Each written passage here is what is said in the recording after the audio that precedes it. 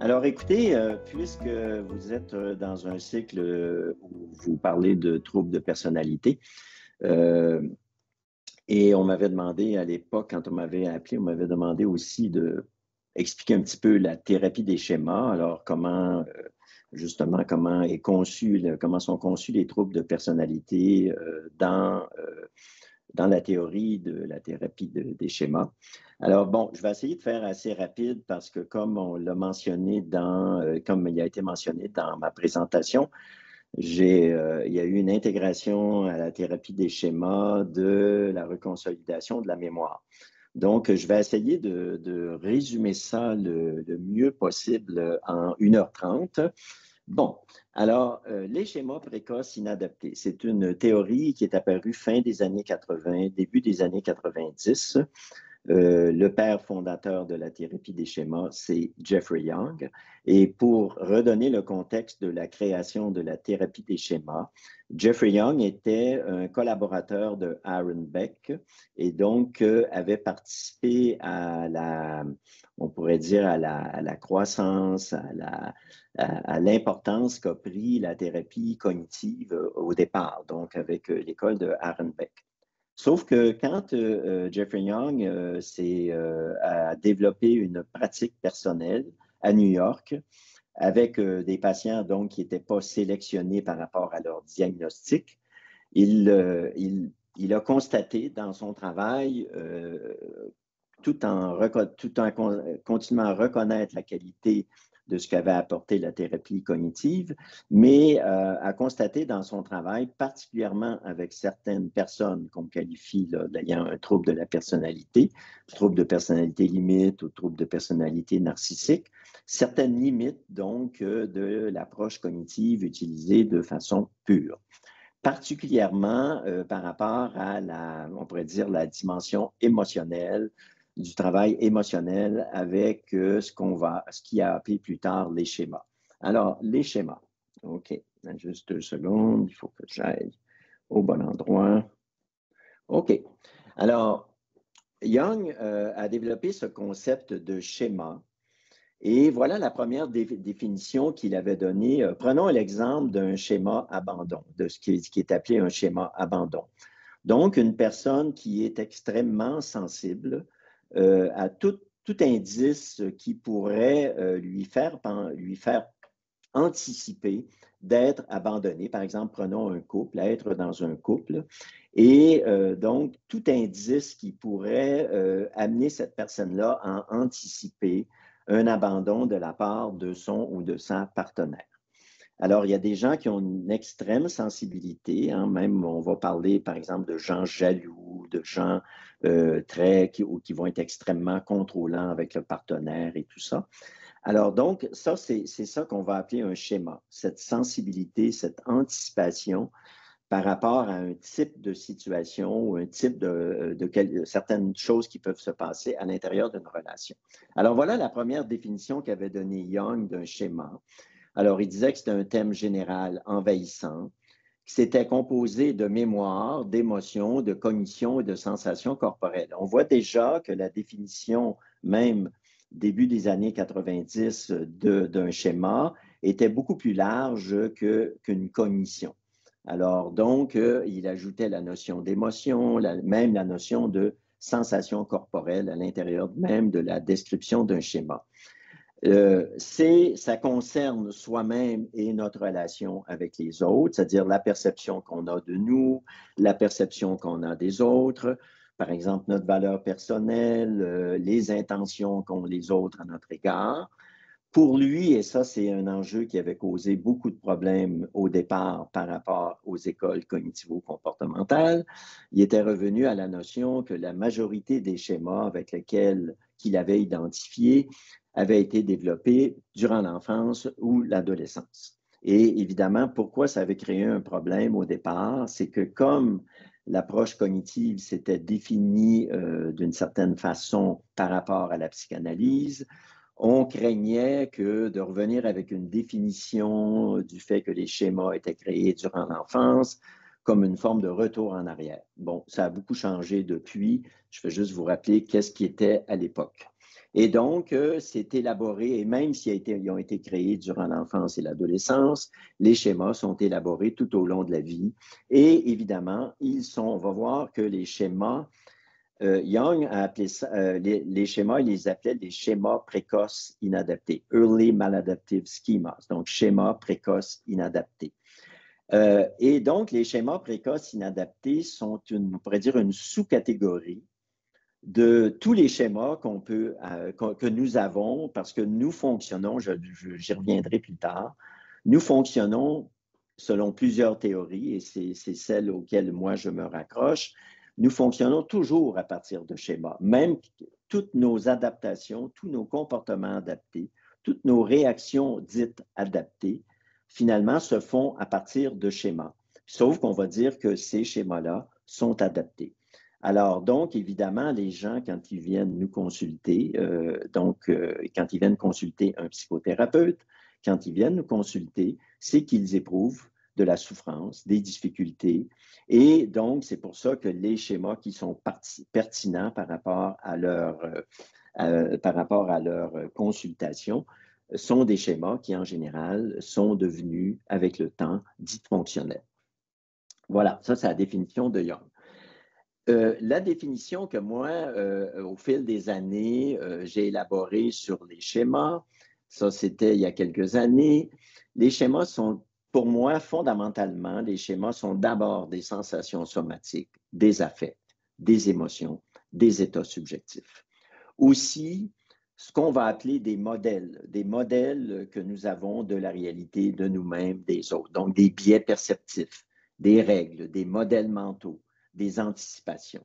Et quand on anticipe quelque chose, bien, ça nous amène à nous préparer à répondre à ce qui va arriver. Et donc, la tendance à l'action fait aussi partie du schéma. Hein? Si, par exemple, je crains, je reviens au schéma abandon, si j'ai cette angoisse d'être abandonné, probablement que je vais faire quelque chose avec cette angoisse-là. Ça pourrait être, par exemple, de demander à ma partenaire régulièrement de me réassurer à l'effet qu'elle ne partira pas, qu'elle ne me quittera pas.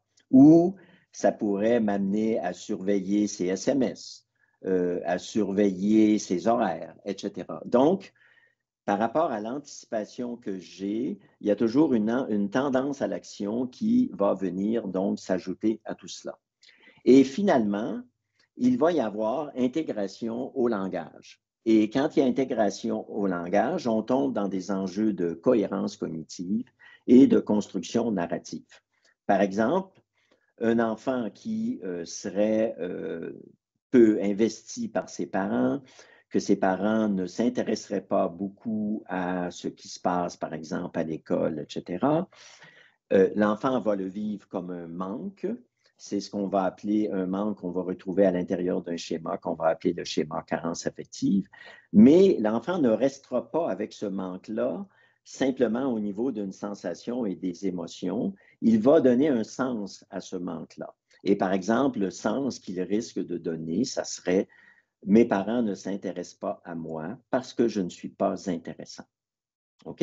Et donc, c'est là que vous avez votre cognition. OK? Quand on va demander à la personne, par exemple, en thérapie, quelles sont les cognitions qu'elle a, etc., elle pourrait vous dire, ben moi, on ne peut pas s'intéresser à moi parce que je ne suis pas une personne intéressante. Et ça se trouve à amener une cohérence cognitive à donc les anticipations qui sont d'abord des ressentis. Dernièrement, donc, dans les publications qu'on a faites, dans les 2 volumes qu'on a publiés, particulièrement le dernier, Sophie Côté et moi-même, celui qui s'appelle « Pratiquer la thérapie des schémas », ça fait plusieurs années qu'on place les schémas dans un contexte neuroscientifique, de neurosciences. Et si on le place dans ce contexte-là, voilà la définition actuelle que je donnerais des schémas. Peut-être que pour le moment, ça risquerait peut-être de ne pas être très clair, très clarifié, mais j'espère que les explications qui seront données plus tard vont aider à clarifier donc cette définition-là. Alors donc, pour moi, actuellement, le schéma constitue au final une organisation mnésique prédictive. Ça m'amène à prédire ce qui va arriver, ce qui va se passer, à anticiper. prioritairement implicite, ça veut dire que je ne suis pas nécessairement au courant de façon consciente, je ne pourrais pas nécessairement définir de façon consciente qu'est-ce qui m'amène à ressentir ces émotions-là. Et pourquoi il y a des schémas? C'est parce que la fonction du schéma est de favoriser l'adaptation en automatisant le plus de modules perception-action possible. Qu'est-ce que ça veut dire concrètement? Alors, par exemple, je reviens à mon exemple d'un schéma abandon. Si, par exemple, mon partenaire ou mon partenaire arrive en retard, ça risque de créer chez moi, donc, mon organisation mnésique prédictive m'amène à prédire ou à anticiper que peut-être il s'est passé quelque chose et que je suis à risque d'abandon. Et ça pourrait m'amener tout de suite, lorsqu'elle arrive, à me mettre à la harceler de questions sur ce qu'elle a fait, etc., etc.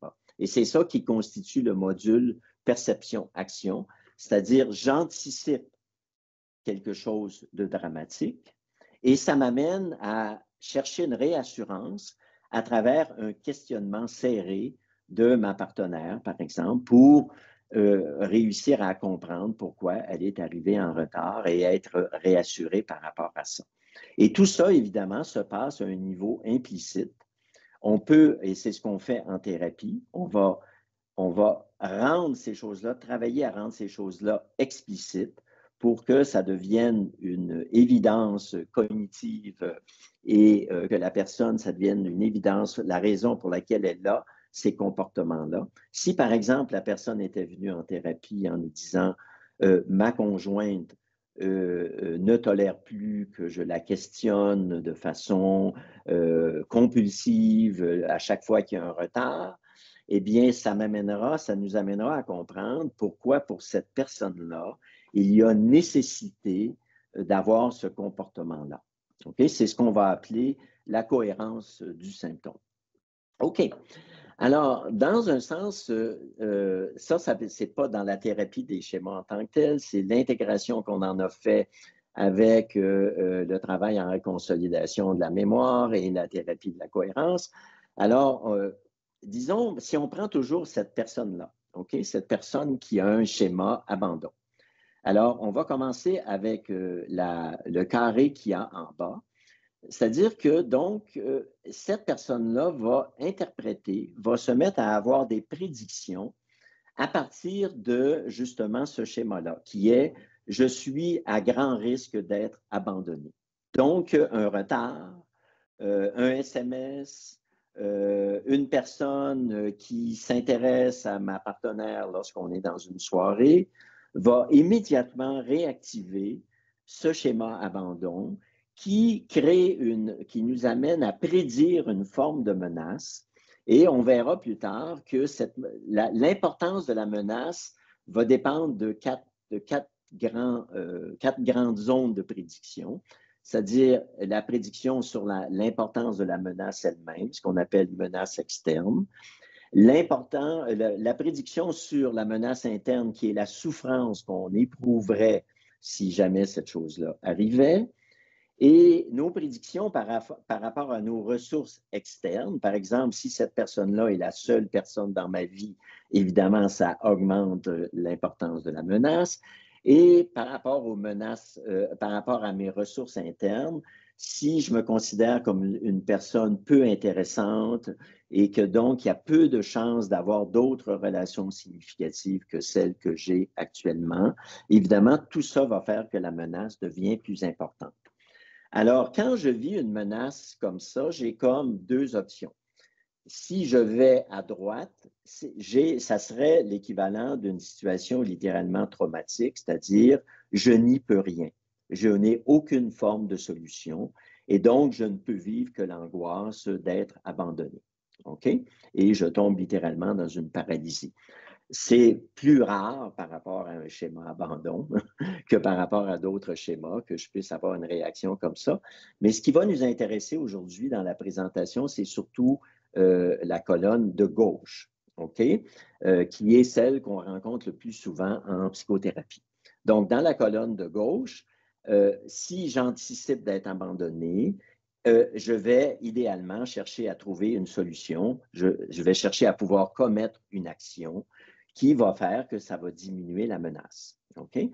Et donc, j'ai mentionné certaines actions possibles, comme celle de questionner, d'essayer de contrôler ma partenaire ou mon partenaire, de faire qu'on n'ait pas beaucoup de sorties, de refuser certaines sorties qui pourraient nous amener à rencontrer d'autres personnes et recréer cette forme de menace-là chez moi.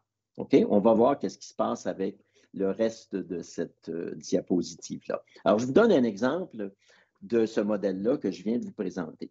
Alors, disons, une personne vient vous consulter se plaignant de fatigue et de maux de tête.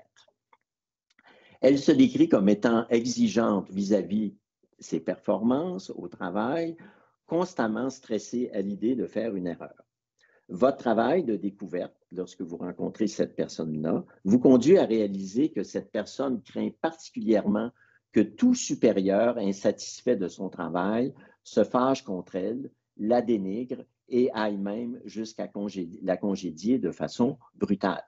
Donc, voilà, si on regarde, si on revient, donc, je recule de 2, si on regarde maintenant qu'est-ce qu'il y a dans notre carré, quelle est la prédiction dans notre carré, qu'on appelle le problème existentiel, il y a une anticipation, une prédiction d'être sévèrement puni si je fais une erreur. C'est ce qu'on va appeler dans notre modèle la pire souffrance, dans ce modèle-là, qui constitue la pire souffrance pour cette personne-là. Donc, faire une erreur va faire que je vais être puni sévèrement et on a vu même que ça pourrait aller dans les prédictions de cette personne-là jusqu'au congédiement. Dans le trapèze solution, donc celui qui est juste j'ai dit dans le mauvais sens, dans le trapèze solution, celui qui est juste au-dessus, OK? Donc, dans le trapèze solution, une stratégie visant à ne jamais faire d'erreur afin d'éviter la pire souffrance. Et en thérapie des schémas, il y a un schéma qui correspond à ça, c'est le schéma exigence élevée. Donc, je vais tout contrôler, je vais tout faire les choses parfaitement. Et donc, ça constitue une solution à mon anticipation d'être puni, dénigré et même congédié. OK? Ce schéma-là qui est à la base, on l'appellerait le schéma punition. La solution au schéma punition, dans ce cas-ci, c'est le schéma exigence élevée. OK? Mais, alors, ce n'est pas toutes les situations qui vont créer ça. OK? Donc, on arrive au triangle qui est juste au-dessus. Ce ne sont pas toutes les situations qui vont créer ça. Ce sont les situations qui activent ce modèle prédictif, c'est-à-dire je pourrais faire une erreur qui amènerait à être critiqué, etc. Donc, en général, ça serait plutôt une situation de performance, comme celle qui est décrite par notre patiente, qui est donc le stress au travail par rapport à ce que pourrait penser le patron, etc. Et si on regarde dans les cercles en haut, je vais finir par aller dans le bon sens. Si on regarde dans les cercles en haut, alors le symptôme qu'on appelle fonctionnel ici, c'est de mettre en marche mes exigences élevées. OK? Donc, ça va m'amener aussi à être ça va amener cette personne à être hyper vigilante par rapport à la possibilité de faire des erreurs, à s'assujettir aux exigences du patron et d'avoir des exigences élevées par rapport à elle. OK? Et donc, ça veut dire que c'est pour ça qu'on appelle ça un symptôme fonctionnel, parce que la fonction de ce symptôme-là, par exemple, c'est de mettre la solution en marche, c'est-à-dire de ne jamais faire d'erreur, de ne jamais être pris en défaut. Mais on voit qu'à droite, il y a quelque chose qu'on appelle les symptômes sans fonction. Qu'est-ce que c'est que les symptômes sans fonction? C'est qu'avoir des exigences élevées comme ça, d'être stressé, hyper vigilante de façon constante, ça amène évidemment de la fatigue. Ça pourrait conduire, par exemple, à un épuisement professionnel. Ça amène à des maux de tête. Okay? Donc, si la personne vient vous voir en disant « j'ai des maux de tête et j'éprouve de la fatigue », dans le modèle que je viens de présenter, évidemment, on pourrait s'attaquer directement aux symptômes, par exemple fonctionnels, en disant à la personne, on va vous aider à mieux tolérer, à mieux vous défendre par rapport à des critiques éventuelles, etc. On pourrait vous aider aussi à avoir une vie qui serait mieux équilibrée entre votre travail, vos loisirs, etc. On pourrait essayer de travailler sur le symptôme de façon directe. OK? Sauf que voilà, quand on travaille soit en thérapie des schémas ou en thérapie de la cohérence, on va essayer de s'attaquer au système qui oblige le maintien de ces exigences élevées, c'est-à-dire le problème existentiel que je suis menacé d'être puni et que je n'ai pas suffisamment de ressources, que je n'ai pas suffisamment de moyens pour faire face à cette punition-là et que si je suis puni, je serai incapable de tolérer les affects que ça va soulever chez moi. OK? Et donc, si on voulait modifier profondément le schéma, il faudrait travailler sur les prédictions qui sont dans notre carré en bas, parce que si ces prédictions-là changent, et c'est ça que la reconsolidation de la mémoire cherche à faire, si la prédiction change, il n'y aura plus nécessité d'utiliser cette solution-là de perfectionnisme. Et donc, si je n'ai plus à utiliser cette solution de perfectionnisme, je ne serai plus embêté par des symptômes comme la fatigue, la fatigue, les maux de tête, etc. Okay? Donc, c'est un peu la base du modèle. Qu'est-ce qu'on peut retrouver? Qu'est-ce qui est typique de la thérapie des schémas? S'il y a quelque chose que, si on me demandait, qu'est-ce qui est fondamental en thérapie des schémas? La thérapie des schémas est basée sur le fait que nous avons tous et toutes, des besoins psychologiques fondamentaux et que la non-réponse à ces besoins psychologiques fondamentaux va nous créer des ennuis qui peuvent devenir majeurs à l'intérieur de notre vie. Ces besoins psychologiques fondamentaux, hein, ils dépendent littéralement de notre nature en tant qu'être humain, basés sur toute l'évolution, notre génétique, etc., qui va faire, par exemple, prenons l'attachement, que l'attachement est une solution nécessaire hein, à l'être humain parce que c'est à travers l'attachement que la vulnérabilité de l'enfant va pouvoir être prise en charge et que cet enfant-là va pouvoir graduellement développer ses capacités, ses moyens, etc. Donc, ces besoins-là psychologiques fondamentaux sont comme incontournables et que donc, toute prédiction à l'effet qu'il n'y aura pas de réponse satisfaisante à ces besoins-là va amener va être une importante source de souffrance. Et quand il y a source de souffrance, il va y avoir inévitablement des mécanismes, des solutions, des réponses qui vont être mises en marche, excusez-moi, pour éviter d'être submergé par cette souffrance-là. Alors, quels sont les grands enjeux que l'on retrouve qui sont soulignés en thérapie des schémas, en passant qui ne sont pas ils sont pas limités. Je veux dire, ce n'est pas que la thérapie des schémas qui reconnaît l'importance de ces besoins-là, mais voilà ceux sur lesquels les principaux schémas de base sont construits en thérapie des schémas. Donc, nous avons des enjeux d'attachement et je vais expliquer les schémas les plus principaux qui sont liés aux enjeux d'attachement. Il y a les enjeux de sécurité. Hein, je veux dire, on a besoin de se sentir en sécurité à la fois sur le plan physique et sur le plan symbolique. On a des enjeux d'appartenance au groupe et on a des enjeux d'individuation, autonomie.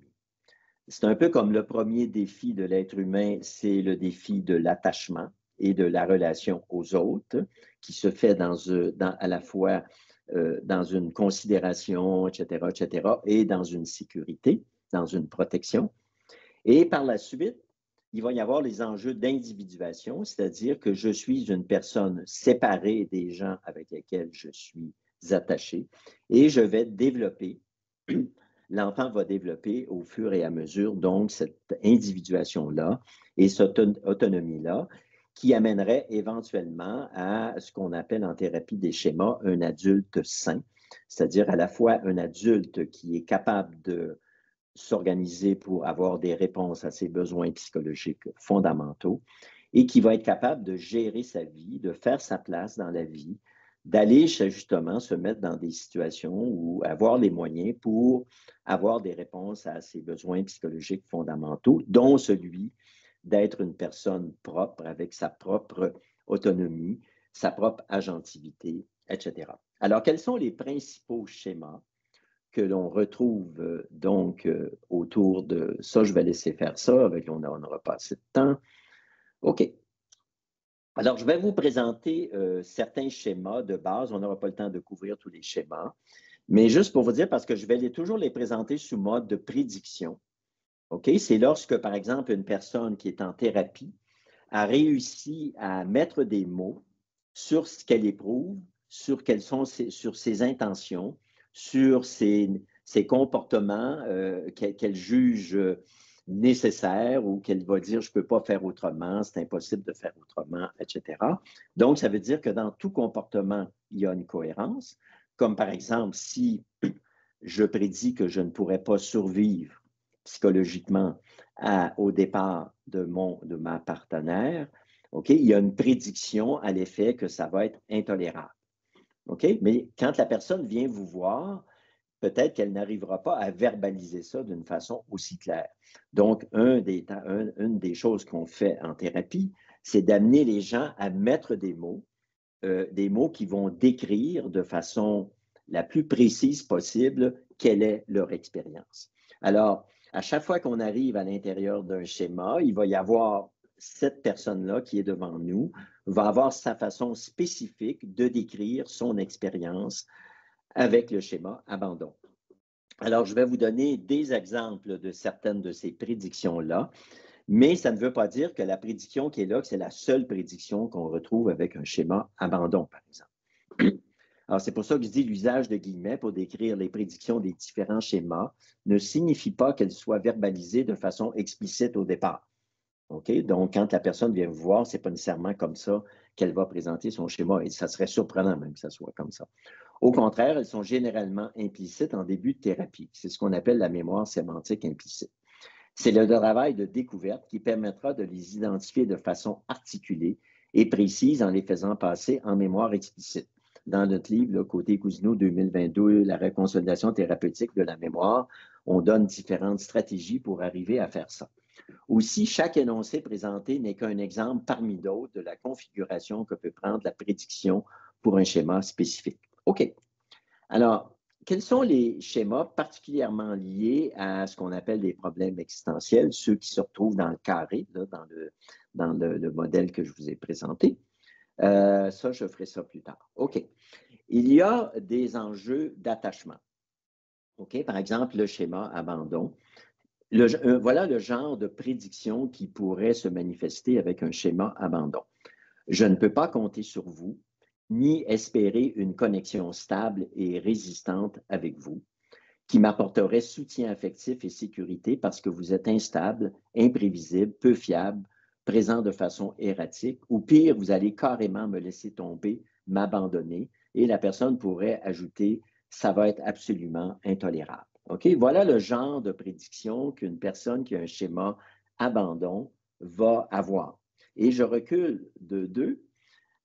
Si cette personne-là, bon, quand le schéma n'est pas activé, le schéma ne sera pas accompagné de toutes les sensations somatiques, affectives, physiologiques qui sont associées au schéma. Mais s'il y a une situation, j'ai mentionné par exemple le retard du ou de la partenaire pour quelqu'un qui a un schéma abandon, ça risque de créer 2 réactions fondamentales en thérapie des schémas. Soit que la personne vive de l'angoisse, de la tristesse, de la peine, de l'anxiété, de la panique, etc. Et on va dire à ce moment-là, elle est un enfant vulnérable. Ou l'autre option, c'est que la personne vive de la colère contre la personne, contre son partenaire qui est en retard. Donc, lorsqu'il y a un schéma de base qui est activé dans une situation, c'est comme si notre organisme a 2 options. Soit qu'il va aller du côté de la vulnérabilité, soit qu'il va aller du côté de la colère. Alors, je suis fâché que tu sois en retard ou je suis désespéré ou anxieux ou paniqué parce que tu es en retard. OK? Et donc, en général, en thérapie des schémas, c'est toujours les deux modes, on appelle ça des modes qu'on va retrouver lorsque, par exemple, le schéma abandon est activé. Et lorsque ce schéma-là est activé, je l'ai mentionné tout à l'heure, la personne, à moins qu'elle soit en situation de traumatisme, ne restera pas à l'intérieur de cet état-là. Elle va chercher à trouver une solution, un évitement de ces sensations très désagréables. Et en thérapie des schémas, il y a trois façons de faire ça. Il y a une des façons, c'est la conciliation, c'est-à-dire je vais m'organiser, par exemple, pour ne jamais faire que tu sois fâché contre moi ou que je te déplaise, etc. Je vais être extrêmement conciliant. Je vais toujours faire ce que tu veux. Et donc, je vais réduire le risque que tu sois mécontente ou mécontent de moi et que tu remettes en question la relation. Ça, c'est par exemple, on va appeler ça le schéma, ce que je viens d'écrire, c'est le schéma assujettissement. Je n'oserais pas dire ce que je ressens, ce que je souhaiterais, parce que ça serait trop dangereux que tu n'aimes pas ça et que tu me laisses. Ça, c'est la conciliation. Le protecteur, alors ça, c'est quand on se coupe de ce qu'on ressent. Et ça pourrait être quelqu'un qui, par exemple, face à cette peur d'être abandonné, cherche par tous les moyens à se couper des émotions liées à ça. Par exemple, en se lançant sur des activités sur Internet, par exemple, ou en utilisant la boisson, l'alcool, etc. Donc, une autre façon que je peux essayer de me protéger de ça, c'est de me couper carrément de ce que je ressens. Et la dernière façon, c'est ce qu'on appelle le contre-attaquant ou la surcompensation. Pour éviter que tu m'abandonnes, je vais te contrôler totalement. Je vais vérifier tes horaires, je vais vérifier tes SMS, etc., etc. OK? Je vais prendre les devants pour que tu n'aies pas l'occasion de m'abandonner. OK? Et donc, c'est pour ça qu'on appelle cette solution-là la contre-attaque. OK?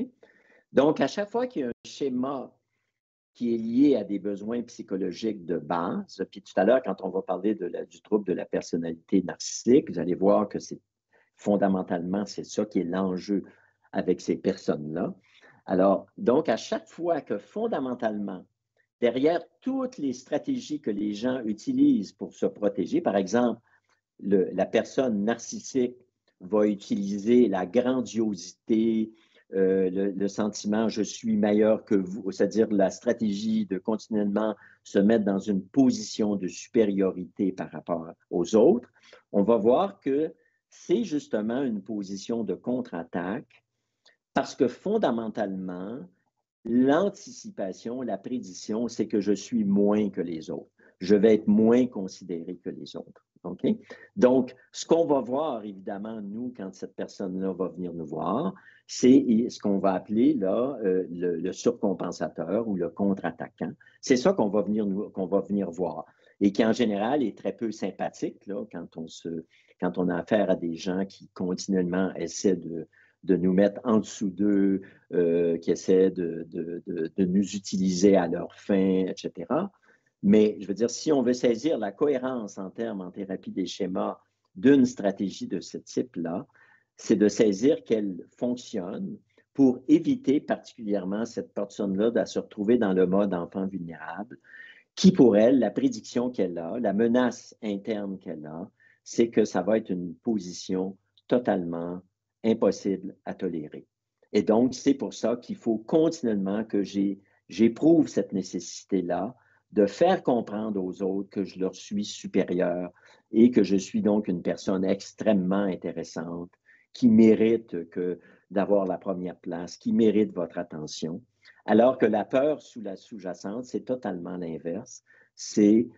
Ma prédiction, c'est que si j'étais juste moi-même, si je me présentais tel que, sans essayer d'en mettre plein la vue, etc., je n'aurais aucun intérêt à vos yeux. OK? Alors voilà, ça c'est un peu, je retourne au schéma. Alors donc, on a parlé d'un schéma qui a rapport aux enjeux d'attachement. OK? Il y a aussi un autre schéma qui est important, donc j'y reviendrai plus tard. OK. Donc, il y a les enjeux de sécurité. Hein? Il y a une chose qui est certaine, et là, je pense qu'il n'y a pas beaucoup de gens qui contesteraient euh, l'importance de ce besoin-là. On a besoin de s'assurer de pouvoir continuer à survivre, qu'on ne sera pas attaqué physiquement, qu'on ne sera pas blessé. Et la même chose quand il s'agit de notre image personnelle. Je veux dire, on n'aime pas être humilié, agressé verbalement, dénigré, etc. OK? Donc, on a un enjeu de sécurité fondamentale et il y a deux schémas qui sont liés à ça. Et je vais vous présenter le schéma méfiance-abus. Justement, quand on a le schéma méfiance-abus, c'est qu'on n'a pas cette sécurité-là, on n'a pas ce sentiment d'être protégé contre le fait d'être attaqué, dénigré, etc. Donc, vous allez intentionnellement abuser de moi, m'agresser, m'humilier, me tromper, me mentir, me manipuler, m'humilier. Pas tout ça en même temps, en passant, non, nécessairement. Ce sont des exemples. Chercher à tirer avantage de moi. Et si ça atteint, quand ça atteint un niveau traumatique chez des gens donc, qui sont dans une situation, par exemple, de stress post-traumatique, c'est parce qu'en plus, pour eux, il n'y a plus de solution. Il n'y a pas de solution. Donc, le trauma, dans ce modèle-là, c'est lorsqu'il n'y a pas de solution. La personne, la seule chose quand elle prédit qu'une situation va l'amener à être dans une situation où elle va être abusée sévèrement, agressée, par exemple. J'avais une patiente cette semaine, hier, qui me disait, elle vient d'une famille où il y a eu beaucoup de violence. Et puis, ses parents l'invitaient, puis ça fait des années qu'elle ne veut plus voir son frère, okay, qui l'a déjà agressé physiquement, etc., qui l'a beaucoup dénigré. Et ses parents cherchaient à la faire venir pour qu'elle rencontre. Ses parents espéraient qu'elle renoue avec son frère. Et le matin même de cette rencontre qui était prévue, ma patiente donc se dit, elle m'explique qu'elle ressent, elle a une réaction de panique importante. OK? Et elle a identifié, puisque c'est un travail que nous avons fait là, depuis un certain temps, que c'était son schéma méfiance-abus qui était réactivé et que pour le moment, l'idée ou la perspective ou l'anticipation de rencontrer son frère lui était totalement insupportable. Ce qu'elle a fait, donc, elle a appelé ses parents pour leur dire qu'elle choisissait de ne pas y aller parce que pour le moment, et elle a été très honnête par rapport à ça, elle ne veut pas rencontrer son frère. Alors voilà un exemple, je veux dire, de quelqu'un qui a bien saisi le genre de prédiction qu'elle faisait, qui l'amène à comprendre cette crise panique qu'elle a eue le matin. Mais si, par exemple, elle avait interprété ça simplement comme « j'ai un trouble panique », OK? On aurait juste été donc avec le symptôme et on n'aurait pas eu, si on s'était contenté de dire juste c'est un trouble panique sans chercher à comprendre qu'est-ce qui avait amené cette réaction-là, c'est comme si dans notre modèle que j'ai présenté tout à l'heure, on serait simplement resté au niveau des symptômes. On aurait pu donc l'aider avec un traitement, hein, de la désensibilisation aux stimuli interoceptifs, etc. Mais on n'aurait pas tenu compte de toute la cohérence de ce symptôme-là, qui est en fait une réaction d'angoisse importante à la perspective de rencontrer son frère et à la perspective d'être, en tout cas dans sa mémoire sémantique implicite, dans la perspective d'être agressé à nouveau. OK? On peut voir aussi par rapport à ce que je vous disais tout à l'heure qu'il y a différentes façons d'intervenir sur la prédiction, puisqu'il y a la menace externe, la menace interne, mais il y a aussi les ressources externes, les ressources internes. Donc, cette personne-là, plus elle va développer de ressources, plus peut-être à un moment donné que la menace va prendre moins d'importance dans son univers. OK. Alors, donc, il y a un schéma qui est le schéma carence affective qui a rapport à l'attachement, qui est un schéma qu'on retrouve fréquemment. J'en parle parce qu'on le retrouve chez le trouble de personnalité narcissique. C'est que nous avons un besoin. L'abandon, c'est un schéma où méfiance-abus sont des schémas qui sont très faciles à voir puisque les réactions sont très fortes lorsque le schéma est réactivé. Le schéma carence affective, la réaction affective n'est pas nécessairement extrêmement intense. OK? Ce qui n'enlève pas l'importance de ce schéma-là. OK? Nous avons, selon Young, trois schémas, trois besoins fondamentaux qui ont rapport au schéma carence affective. Nous avons une nécessité de contact affectueux, physique comme émotionnel, le besoin de contact avec les autres. Le deuxième, qui est un besoin qui est extrêmement important, c'est qu'on a besoin d'exister dans le regard de l'autre. C'est pourquoi les enfants sont constamment à nous demander à un certain âge, regarde-moi maman, regarde-moi papa, regarde ce que j'ai fait. C'est pourquoi les enfants en début de vie ont ce besoin constant d'exiger ou de nous demander le regard. C'est parce qu'on a notre existence en tant que personne passe à travers cette phase d'exister dans le regard de l'autre. Et donc, c'est toute la notion de l'empathie, de l'écoute, être reconnu, entendu, compris. OK? Ça n'a pas, souvent, quand les gens ont ce schéma-là, je mentionnais tout à l'heure, ça n'a pas la même intensité affective que des schémas comme abandon, par exemple, comme je le mentionnais. Et on a un besoin d'être soutenu, guidé et protégé face à des défis, parce que l'enfant, au départ, il y a certains défis même s'il dit « je suis capable », même à partir des fois de 4 ans, 3 ans, 4 ans, « non, je suis capable », etc., ben, à cet âge-là, ce n'est pas vrai qu'il est capable de tout faire. Et donc, il va avoir besoin de notre soutien pour faire face, justement, dans son processus d'autonomie, à des défis qui soient à la hauteur de ses ressources, à la hauteur de ses capacités et de façon graduelle. Okay? Mais il va avoir besoin de ce soutien et de cette guidance de la part de ses parents. C'est un autre besoin fondamental. Et il y a des enjeux d'appartenance, par exemple, le schéma isolement social, quand quelqu'un se sent exclu d'un groupe, par exemple, la fameuse série Adolescence, hein, qui cartonne là, sur Netflix depuis un certain temps. On a vraiment le moment de la vie où le groupe, l'importance de l'appartenance au groupe est extrêmement important. Et on voit le niveau de souffrance que tout cela peut créer. OK? Et donc, voilà. Donc, j'avance et je vais vous donner ça. Ce sont des schémas qui ont rapport, donc, qui avaient rapport à ce qu'on appelle ce qu'on appelait donc possiblement créant ceux qui sont en rapport aux besoins psychologiques fondamentaux. Il y a des schémas qui sont des solutions. J'en ai mentionné quelques-uns. Je veux juste en mentionner un ou deux comme ça. Il est vraiment trop dangereux de vous dire ce que je ressens ou de faire quelque chose qui me déplaît, car si j'ose le faire, vous allez m'abandonner ou vous venger et me punir. Ça me fait terriblement peur, je panique, le risque est trop grand.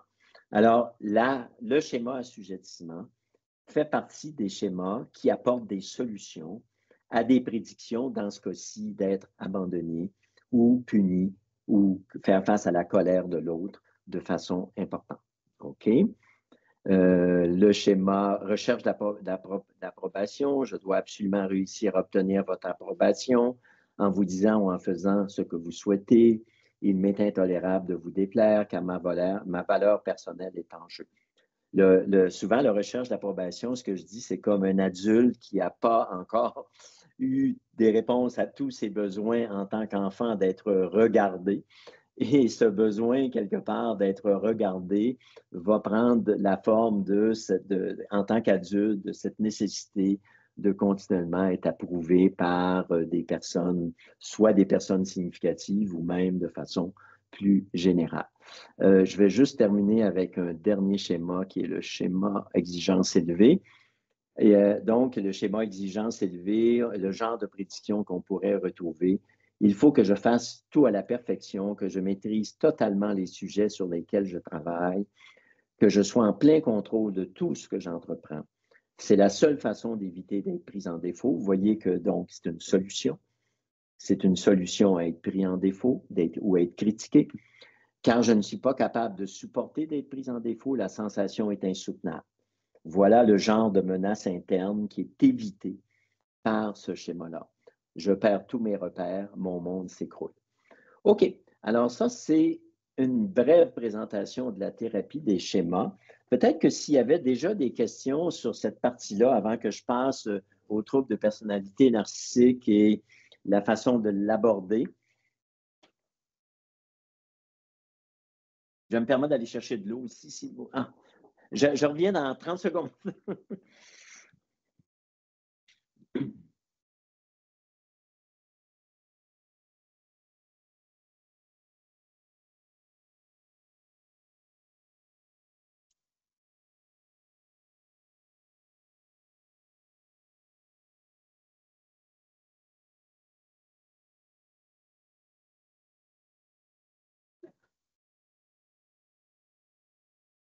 Alors voilà, est-ce qu'il y a quelques questions par rapport à ça? On voulait vous proposer de plutôt, poser les questions à la fin de votre présentation, si ça vous va. D'accord. Bon, c'est bien. Merci beaucoup. OK, parfait. Alors, je change de diapositive, de présentation. OK. Il va falloir que je change ça. Partager. Et là, j'ai besoin de ça. Voilà. Et je le mets en plein écran. C'est bon? Est-ce que vous voyez la diapo? Oui? Parfait, merci. OK. Je vais faire une petite expérience. OK. Celle-ci. OK. J'aimerais ça que dans les gens qui sont dans la salle, vous me disiez cette robe-là, parce que les gens, c'est une expérience qui est sur Internet, c'est très connu, ça s'appelle la robe, the dress. Alors, ce qu'il y a de fascinant par rapport à cette expérience-là, OK, c'est qu'il y a des gens qui voient cette robe-là comme moi, bleue et noire, et il y a des gens qui voient cette robe-là or ou jaune et blanche. OK? J'aimerais ça que les gens qui la voient bleue et noire lèvent la main. OK. Qui sont les gens qui la voient, donc, or et blanche? OK, une majorité. C'est bon. OK. C'est parfait parce qu'il y a des fois, j'ai des présentations où je n'ai pas les bons scores, mais on est à peu près à la perfection. Il y a à peu près 60% des gens qui, donc, voilà les deux façons d'avoir. OK? Donc, il y a à peu près 60% des gens qui la voient comme la robe de droite et à peu près 40% qui la voient comme la robe de gauche. OK? C'est un phénomène visuel, OK? Sauf que si vous la voyez, si vous la voyez jaune et noire, puis que je vous dis cette robe-là est bleue et noire, ça ne changera pas votre perception. OK? Inversement, si vous la voyez comme moi, bleu et noir, c'est ça, bleu et noir, et que je vous dis non, elle est orange, elle est or ou jaune et blanche, ça ne changera pas votre perception. OK? C'est un truc que j'utilise beaucoup avec mes nouveaux patients. OK? Je leur montre la robe, je leur demande quelle couleur elle a. OK? Et il y a un patient, donc, un nouveau patient qui me dit justement qui me dit que la robe est or et blanche. Et là, je lui dis, vous savez, moi, cette robe-là, cette même robe-là, je la vois bleue et noire. La première chose qu'il me dit, c'est avez-vous des problèmes visuels? OK? C'est fantastique, cette petite interaction-là explique beaucoup de problèmes que nous avons à communiquer entre nous, les êtres humains. OK?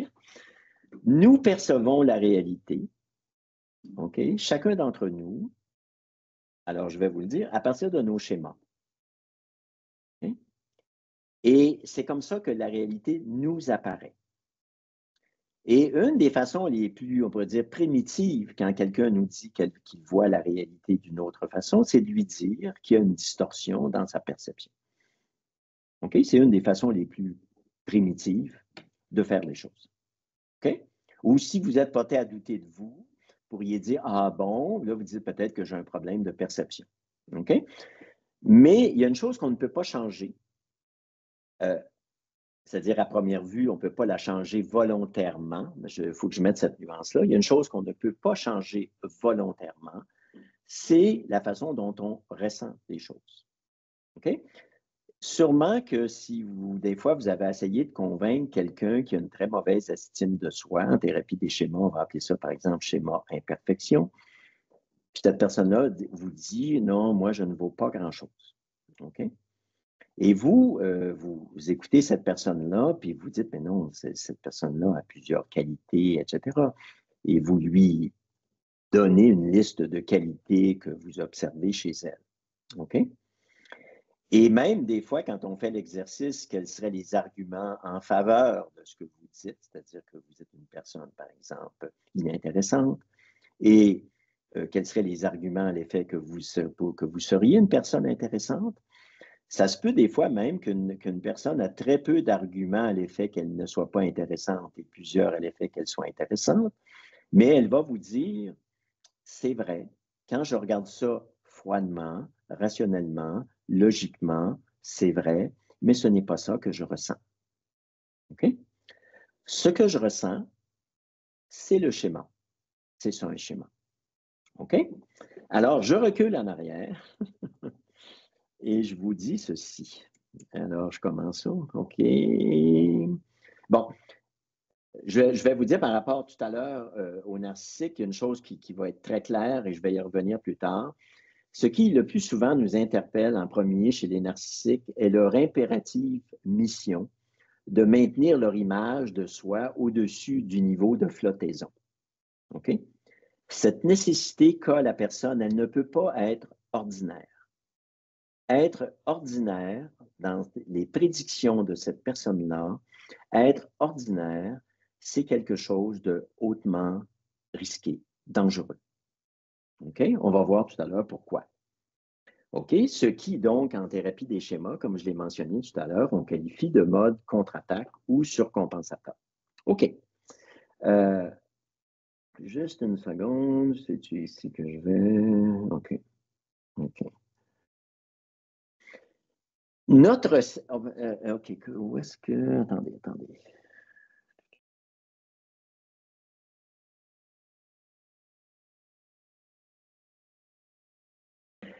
On va voir que aussi, l'action est très souvent inséparable de la perception. OK? Par exemple, chez un narcissique qui sentirait que quelqu'un ne le considère pas de façon importante, ça le conduirait à essayer d'en mettre plein les yeux à cette personne-là. OK? Alors ça, c'est une chose, OK, que mentionné tout à l'heure. OK, attendez. OK, non. Il y a quelque chose, juste parce que c'est juste le fait que je m'attendais à avoir plus de temps. OK. Nous recevons... Pas de lumière, pas de son, c'est ça. Bon, c'est ici. OK. Si on regardait notre cerveau, si on pouvait avoir un accès à notre cerveau, notre contact avec la réalité, ça se fait à travers nos sens, OK? Donc nos sensations, et notre action sur l'environnement. OK? Si, par exemple, j'ai soif, OK? Donc, et je vois ce verre d'eau-là qui est devant moi. Donc, j'ai une sensation, j'ai soif, je vois ce verre d'eau-là devant moi. Évidemment, ça me conduit à prendre le verre d'eau pour boire. OK? Donc, il y a toujours un lien entre ce que je ressens, ce que j'anticipe et ce que je fais. OK? La partie de notre cerveau qui fait les prédictions, elle n'a pas un accès direct à la réalité. Son accès à la réalité se fait à travers nos sens et à travers le résultat de notre geste moteur. C'est-à-dire, si je vois un verre et que, je veux dire, je mets ma main autour du verre et que je peux l'approcher à ma bouche, ça me dit que ma perception est adéquate. D'accord? Si, des fois, je donne l'exemple, si ce verre-là était virtuel, ça serait un hologramme qui serait devant moi, j'ai soif, je vois le verre, j'étends la main et ma main va dans le vide, OK, parce qu'il n'y a pas de verre devant moi. Donc, je suis obligé de corriger ma prédiction en me disant que lorsque je vois un verre devant moi, soit que je peux le prendre dans mes mains ou je ne peux ne pas le prendre. OK? C'est comme ça que la construction de la réalité se fait. C'est-à-dire, les schémas sont créés à partir de ce que l'enfant, au départ, va tenter comme geste moteur par rapport à ce qu'il voit, ce qu'il entend, etc. Et lentement, il va faire ce lien, comme Piaget l'a démontré, entre ce qu'il voit, ce qu'il entend, ce qu'il ressent et ce qu'il fait. OK? Donc, pour plusieurs, maintenant, il y a plusieurs neuroscientifiques qui sont convaincus que le fonctionnement de base du cerveau, c'est la prédiction. Et que donc, ce que nous faisons continuellement, bien s'adapter, c'est ajuster nos prédictions. C'est ajuster nos prédictions, donc, à ce qui se passe, à ce avec quoi on est en environnement. Alors, comment le cerveau transforme-t-il ces signaux sensoriels intrinsèquement ambigus au départ en un monde perceptif cohérent rempli d'objets, de personnes et de lieux? C'est que le cerveau est une machine à prédire et ce que nous voyons, entendons et ressentons n'est rien d'autre que la meilleure estimation du cerveau des causes de ces entrées sensorielles. OK? Ce qui amène plusieurs auteurs, ceux qui avaient ici là, tout à l'heure, je sais si tu étais là, une liste, en tout cas, vous les avez, non, vous ne les avez pas. En tout cas, je pense que ça vient plus tard. Ce qui amène tout un courant de pensée en neurosciences à dire que notre cerveau, sa fonction première, c'est la prédiction. Et quand on va travailler en reconsolidation de la mémoire, c'est exactement sur ce point qu'on va travailler, sur les prédictions que fait notre cerveau. OK? Alors, il y a certains auteurs, comme Anil Seth, qui est un Anglais qui est très important dans ce type de recherche-là, qui dit finalement, si on regarde ça, puisque notre cerveau crée la réalité à partir du rapport entre nos sensations et nos gestes moteurs, c'est que notre cerveau, on pourrait dire, hallucine de façon constante. Okay? Il crée une réalité qu'il va continuellement vérifier par rapport à est-ce que les choses vont se passer telles que prévues. Ça, je laisse faire ça, c'est trop compliqué pour le temps qu'on a. Alors, dans ce modèle-là, et c'est celui que nous utilisons, par exemple, quand nous travaillons sur la reconsolidation de la mémoire, les prédictions sont la base du fonctionnement du cerveau. Et à partir de quoi le cerveau fait-il des prédictions basées? Il fait des prédictions basées sur ses expériences passées similaires pour donner un sens au monde intérieur et extérieur. OK? Prenons un exemple. Schéma carence affective. Je suis en couple, j'arrive à la maison de ma journée de travail et j'aimerais bien pouvoir partager ce qui s'est passé au travail avec mon partenaire ou ma partenaire. OK? Mais mes expériences antérieures vont m'amener à faire une prédiction par rapport à ce besoin-là. Est-ce que mon ou ma partenaire vont être intéressés, vont prendre le temps de m'écouter? OK? Ça, c'est ma prédiction qui va m'amener à prendre le risque ou non de parler de cela avec mon ou ma partenaire. Le besoin, lui, il demeure, puisque c'est un besoin psychologique fondamental, celui de partager, d'être reconnu, d'être écouté. OK? Mais j'ai une prédiction par rapport à est-ce que les gens vont être intéressés à le faire. Et comment ai-je construit cette prédiction-là? Bien, par rapport, ce sont mes expériences passées qui ont créé le schéma, qui vont faire donc que, OK, qui vont donc faire que je vais créer une réalité, une prédiction par rapport donc à est-ce que je vais prendre le risque ou non. Par exemple, si quelqu'un s'attend à ne pas être écouté et que ça l'a beaucoup blessé par le passé, il pourrait choisir de ne pas prendre le risque de partager quelque chose, OK? Parce que sa prédiction, c'est qu'il ne sera pas écouté ou elle ne sera pas écoutée et que ça va la faire souffrir. Et comme je veux éviter cette souffrance-là, je choisis. Mais évidemment, ça crée un problème. Ça crée un problème dans le sens qu'il va rester avec puisque le besoin d'exister dans le regard de l'autre est un besoin psychologique fondamental, ça laisse nécessairement, ça crée nécessairement une forme de manque, qui c'est celui qui est associé au schéma carence affective. Donc, il va faire des prédictions basées sur son expérience passée. Et donc, l'expérience vécue est déterminée par ce qui est reconnu. Qu'est-ce que je reconnais dans cette situation-là? Je reconnais une situation où ça nécessiterait que l'autre s'intéresse à moi. Et ma prédiction, c'est que l'autre ne s'intéressera pas à moi. Ce qui est anticipé, donc il n'y aura pas vraiment un intérêt pour moi. Et par la réponse sélectionnée qui est, est-ce que je vais choisir de prendre le risque de dire ce qui s'est passé ou est-ce que je ne le ferai pas? OK? Alors donc, voilà la façon dont continuellement les schémas fonctionnent. La réponse sélectionnée, par exemple, celle de ne pas prendre ce risque de partager ce qui s'est passé durant la journée, est ce qui est réputé avoir le plus de chances de fonctionner dans notre expérience par rapport à notre expérience passée. Et c'est comme ça que les schémas, c'est comme ça que les schémas fonctionnent. Alors, on pourrait dire que c'est une forme d'hallucination dans ce sens. Le schéma fonctionne comme si le monde n'a pas changé, que l'univers dans lequel j'étais quand j'étais enfant, d'une certaine façon, est toujours le même. C'est ça mon type, on pourrait dire, d'hallucination dans laquelle je vis. OK?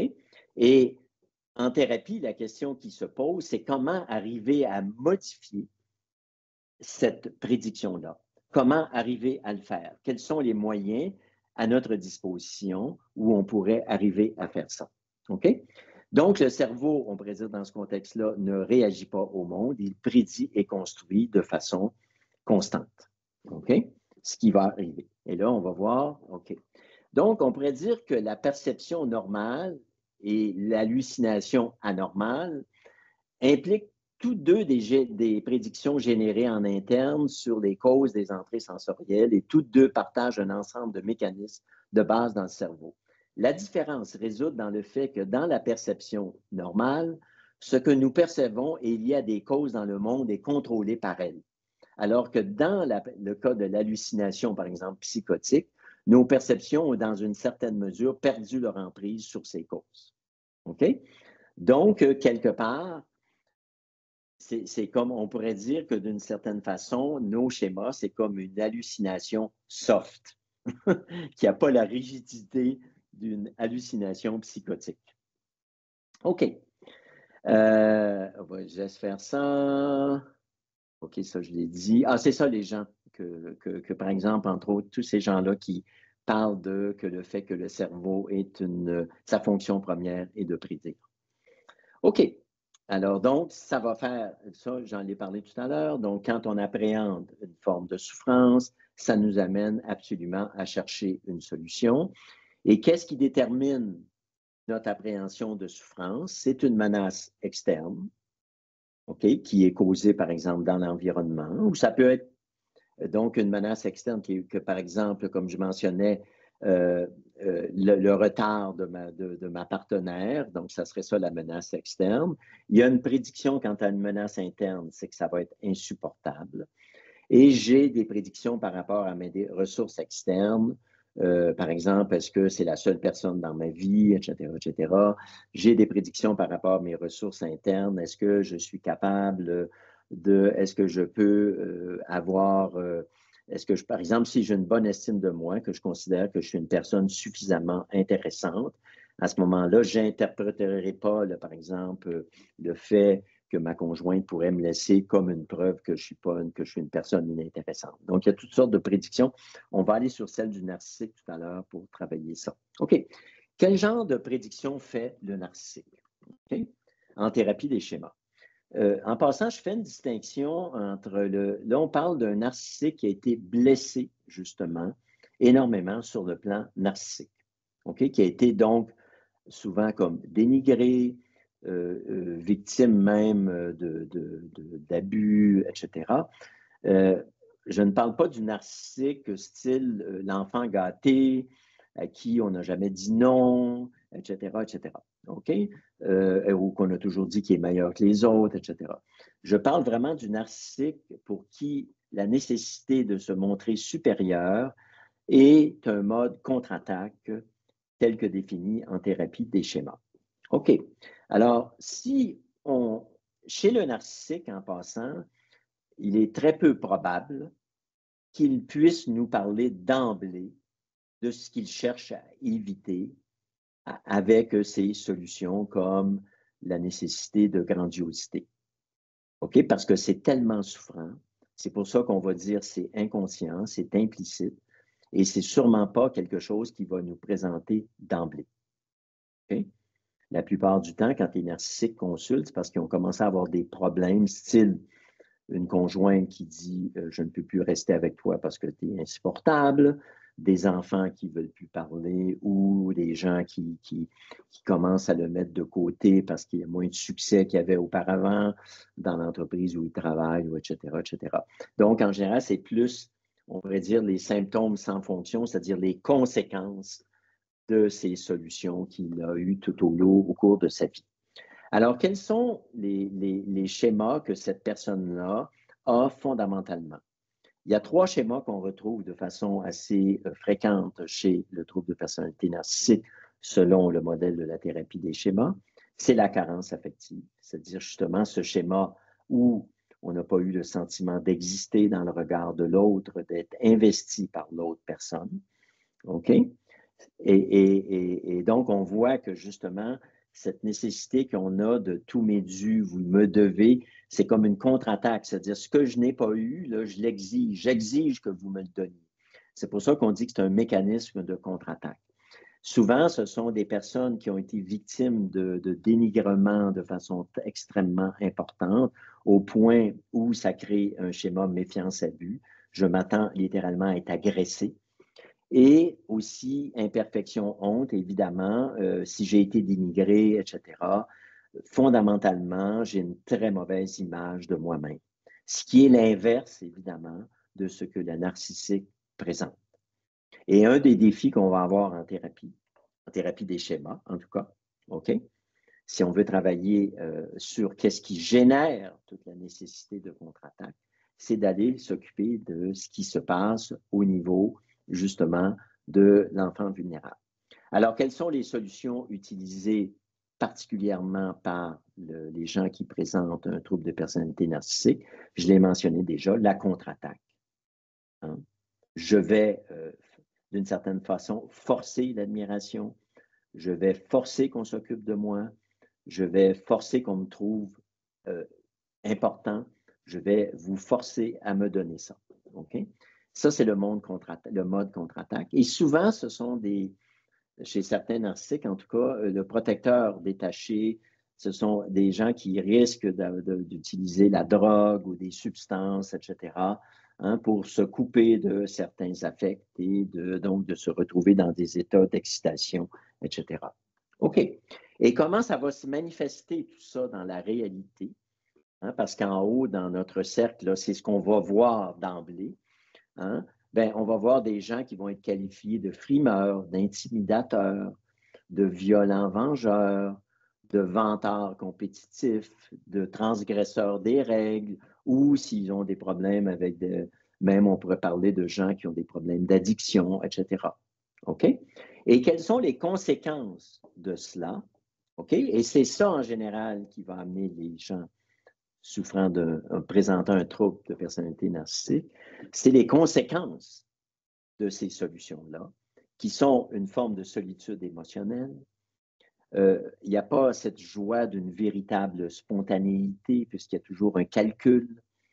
Ça repousse plusieurs personnes. Okay? Ça peut en attirer certaines, mais ça en repousse d'autres. C'est une barrière, une véritable intimité, puisque je ne peux pas me présenter à la personne même avec laquelle je vis. Je ne peux pas me présenter avec mes vulnérabilités parce que pour moi, la prédiction qui est associée à ça, c'est que je me mets en danger si je fais ça. Je sais que comme thérapeute, une des choses qui m'a le plus, qui dans ma carrière m'a toujours le plus, je dirais, pas étonné parce que quand on comprend très bien pourquoi, mais qui d'une certaine façon me faisait vraiment dire, oh là là, c'est quand quelqu'un me dit, il y a certaines choses par exemple, que je vous dis là, que je n'ai jamais dit à personne d'autre, même pas, par exemple, à ma conjointe avec laquelle je vis depuis 30 ans. OK? Ça veut dire que même avec la personne dont je suis le plus proche dans ma vie, je ne peux pas prendre le risque de me présenter tel que je suis. C'est trop dangereux. OK? Alors, juste me dire combien de temps il me reste.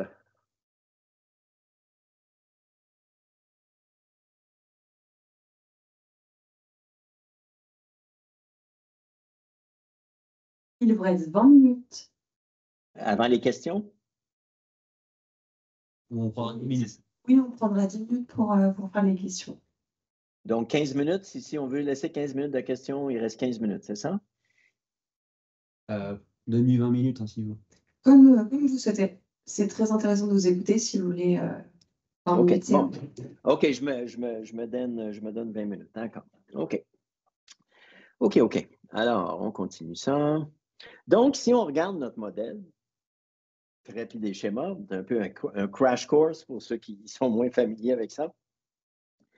On a un enfant vulnérable qui sont nos schémas carence affective, méfiance abus et imperfection, mais qu'un enfant vulnérable auquel, au départ, nous n'avons pas accès. OK? Nous risquons à la limite d'avoir beaucoup plus l'enfant en colère. OK? Si, par exemple, quelqu'un dit, bien, vous me prenez pour qui, là, par exemple? OK? Vous pensez que je suis comme ceci ou comme cela, etc. J'ai souvent raconté une histoire qui m'est arrivée, ça fait très longtemps. Un patient qui était venu à mon cabinet, qui est à ma maison privée, et que je voyais pour la première fois. Et il arrive avec une petite voiture, une sous-compacte. Et comme mon cabinet est dans ma maison privée, les gens stationnent souvent leur voiture devant la maison. Et donc, la première chose qu'il me dit, sans que je le connaisse, la première fois que je le rencontre, il me dit, vous savez, la voiture que j'ai là, ce n'est pas ma voiture. Ah, j'ai dit, ah bon. Il dit, parce que ma voiture, c'est une Porsche. OK? Mais actuellement, elle est en réparation et je suis venu avec la voiture de ma conjointe. OK? Vous voyez que c'est absolument incroyable parce que je ne lui demande rien. Je ne lui demande pas quelle voiture il conduit. Ce ne serait jamais une question qui me serait venue, etc. Mais il a besoin, anticipant que j'ai vu la voiture avec laquelle il est venu, il a besoin de me dire qu'il a une Porsche. OK? C'est sa façon de contre-attaquer l'image que selon lui j'aurais, OK? La prédiction qu'il fait par rapport à l'image que j'aurais de lui si je pense que sa voiture est cette petite voiture sous-compacte. OK? Voilà un exemple de cette nécessité d'exister de façon exceptionnelle, pour lui en tout cas, que posséder une Porsche, c'est une façon d'exister de façon exceptionnelle dans mon regard. OK? Sans savoir d'ailleurs si j'accorde ou non de l'importance à une voiture, etc. OK?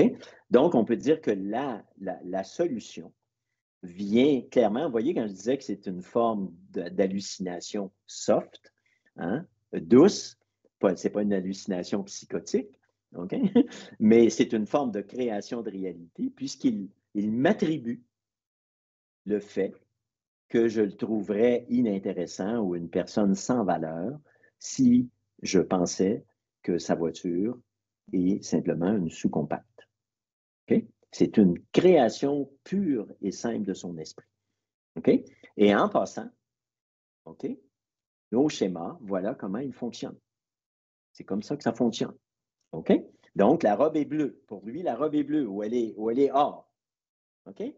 C'est comme ça. La réalité dans laquelle il fait face, c'est ça. C'est sa réalité. Okay? C'est ce qu'on appelle une vérité émotionnelle. Je le ressens comme ça. Et c'est là où une simple restructuration cognitive a souvent beaucoup de difficultés parce qu'elle fait face à un ressenti qui semble, pour cette personne-là, faire foi de tout.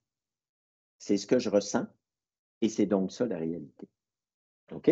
En passant, j'utilise un exemple aussi pour vous montrer comment dans la vie de tous les jours, on fait face à des choses comme ça.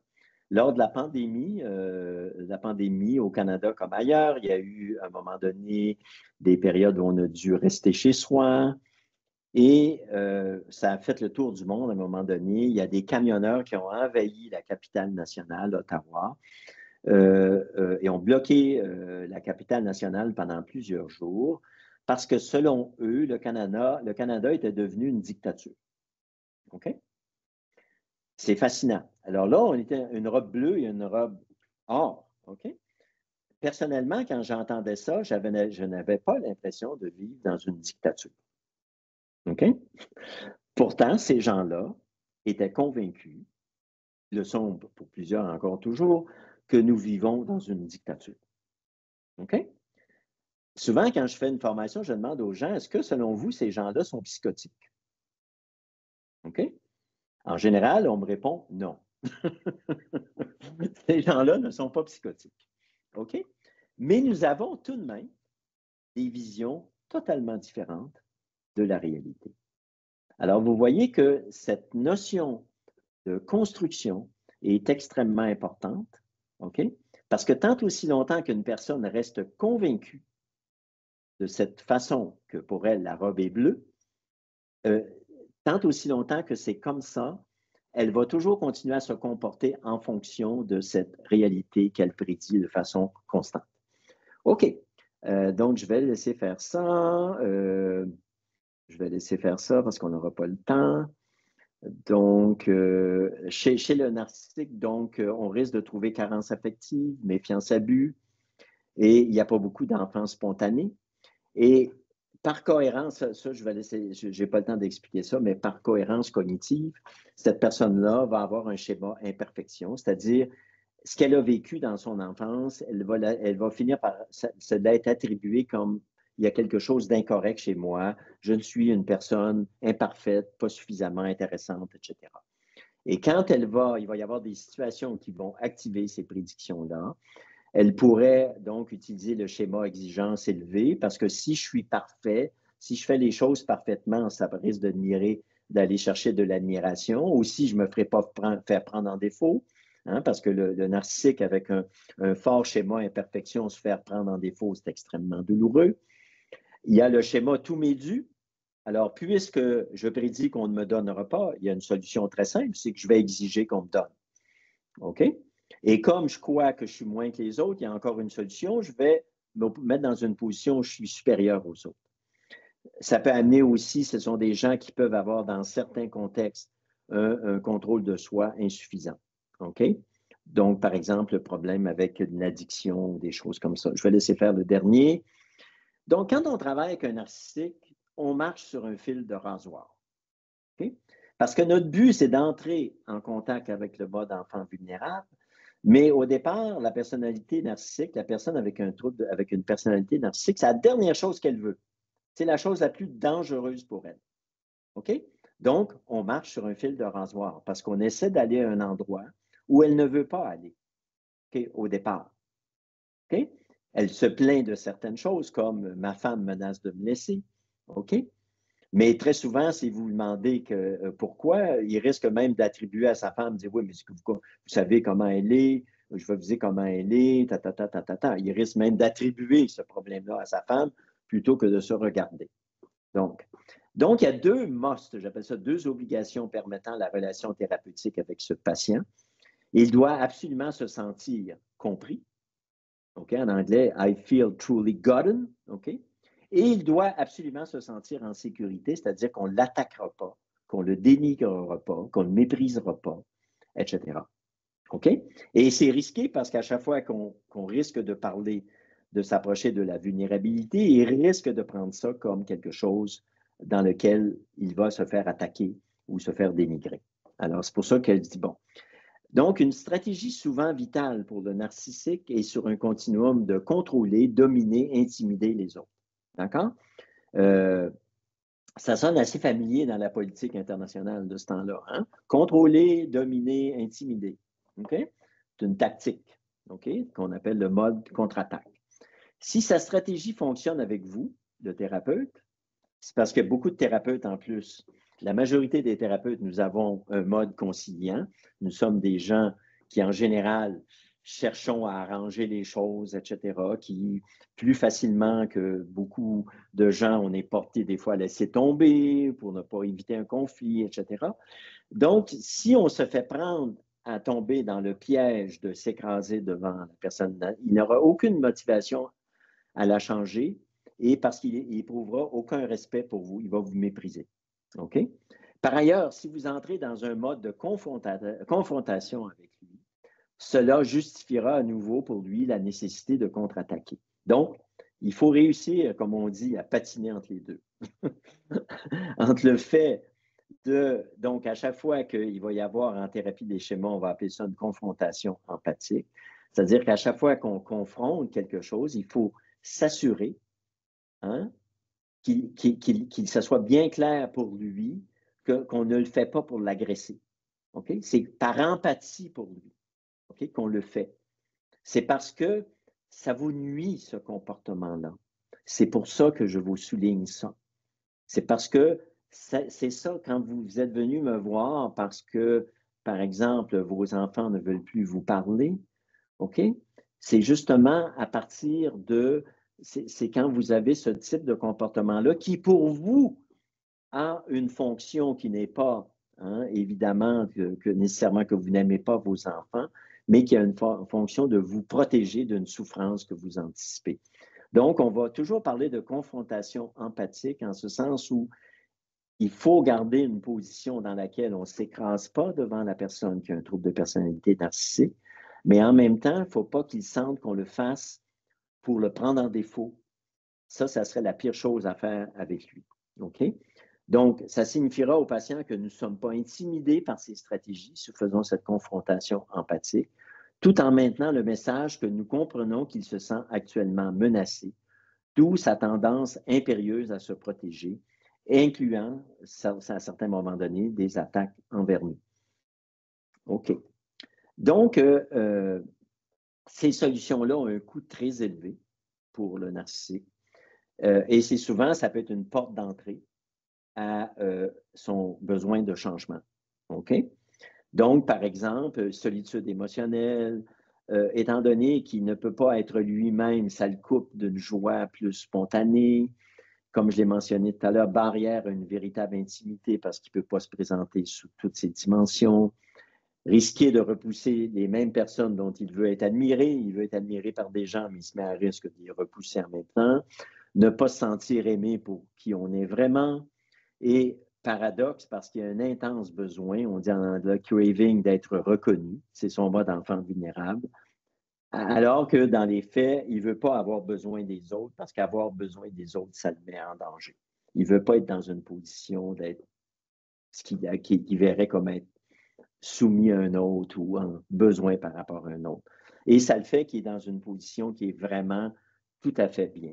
Alors, comme il ne me reste pas beaucoup de temps, je vais sauter à notre façon de travailler. Donc, comme j'ai dit à la base, on a des menaces.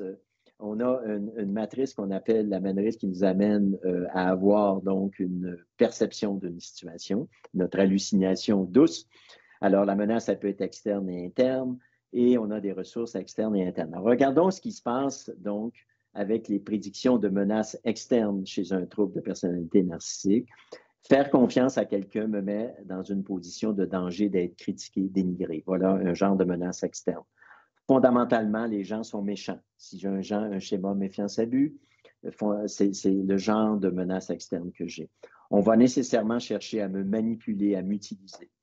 Les critiques vont me faire sentir honteux, je serai humilié. Dépendre de quelqu'un est une situation extrêmement dangereuse, okay? Puisque je peux être abusé, je peux être dénigré. Si je me présente tel que je suis, personne ne s'intéressera à moi. Okay? Des menaces internes, c'est-à-dire des menaces qui sont ressenties à l'intérieur de la personne, me permettent d'éprouver mon besoin d'être accepté véritablement, me met en position de vulnérabilité face à autrui. C'est trop dangereux. Le fait de vouloir du réconfort, de la compréhension est une faiblesse, une déficience. C'est trop dangereux. Sentiment de honte, je suis défectueux. Okay? S'il y a quelque chose qui arrive par rapport à une menace extérieure, je vais me sentir défectueux, honteux. C'est très douloureux. C'est pour ça que tu as une menace interne. La connaissance de soi et l'intimité avec soi sont des menaces. Okay? Donc, voilà quelques menaces internes. Alors, juste pour vous donner une idée thérapeutiquement, okay? Il va falloir que j'essaie d'aller avec ces menaces-là et de trouver des façons de faire que cette personne-là puisse vivre des expériences qui vont remettre en cause ces prédictions-là.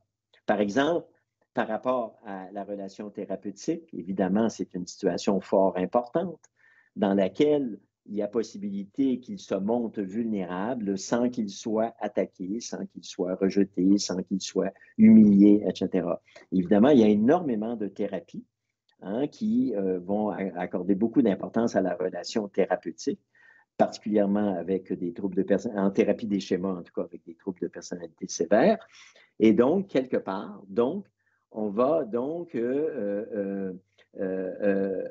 à travers la relation, ce qui serait important dans cette perspective-là, c'est de créer des situations qui vont pouvoir faire remettre en question les prédictions que cette personne-là fait. Ça, on va les faire. Donc, par rapport aux ressources externes, quelles sont les prédictions des ressources externes? Là où les personnes qui ont maintenu des liens d'affection et d'empathie avec lui malgré tout, mais qui pourraient en être rendus à exiger des changements. Alors donc, s'il y a des gens qui sont restés là malgré tout dans leur relation avec lui, ça nous dit que c'est éventuellement une possibilité de ressources externes qui pourraient donc être capables, avec lesquelles il pourrait être capable de se présenter d'une autre façon, puisque ces personnes-là sont restées avec lui malgré qu'il n'a pas présenté peut-être les aspects les plus extraordinaires de ce qui peut être, ou toute opportunité de vivre des expériences où le mode enfant vulnérable peut se manifester sans être attaqué et dénigré, mais plutôt véritablement accueilli, par exemple, groupe d'entraide de thérapie. Si, par exemple, cette personne-là est dans un groupe et elle s'aperçoit qu'elle peut être acceptée par d'autres personnes, même si elle démontre la vulnérabilité, ça lui montre donc, c'est des possibilités donc de modification de prédiction. Et par rapport aux ressources internes, le narcissique étant avant tout un contre-attaquant, il dispose souvent de moyens qu'il pourra mettre de manière plus saine au service de ses besoins psychologiques fondamentaux. Donc, un des avantages, c'est que cette personne-là, souvent, si c'est quelqu'un qui a réussi à faire des choses, il a quand même beaucoup de ressources internes.